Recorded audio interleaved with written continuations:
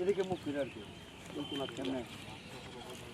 মাঠ বলে মসজিদ থেকে গুরু মাথা ছোট করছি মসজিদ থেকে গুরু মসজিদটা বুঝুন না শোনেন না এটা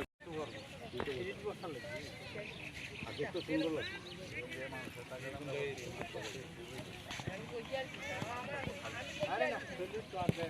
রাস্তাঘাটে আইব তারপরে মঞ্চে উঠে যাবো এমন ভাবে করতেইব এটা কিন্তু ওই মেইন রোড থেকে কিন্তু ব্যারিকেড দিতে হবে যেদিকে তাই না হাইতে হবে গাড়ি আইবে এটা তো বেশি দূরে করলে কিন্তু সমস্যা এটা কিন্তু ওই গাড়িটা থামবো আমরা দিয়া এখান থেকে স্টেজ পর্যন্ত পুরা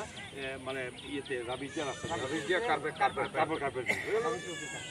এতে কার্পেটটা বুঝে মানে রাবিশ দিবে কথা বস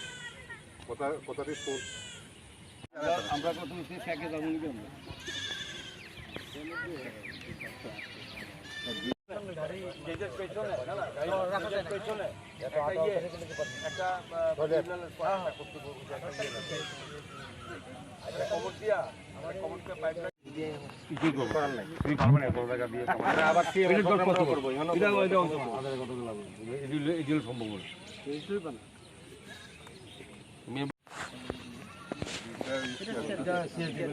ওই জায়গায় কাপড় দিয়ে বুঝলি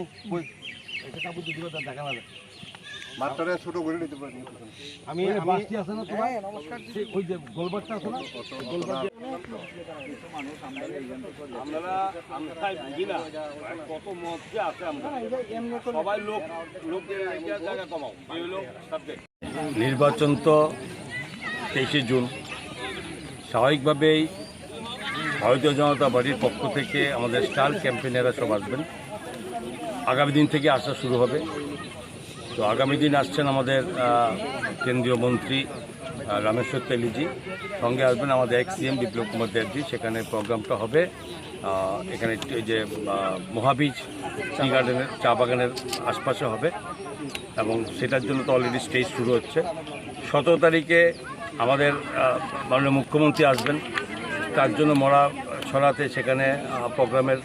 স্থান ঠিক হয়েছে সেখানে কাজ শুরু হচ্ছে এই জায়গাতে আসবেন 18 তারিখে আসামের মাননীয় মুখ্যমন্ত্রী হিমন্ত বিশ্ব শর্মাজি আসবেন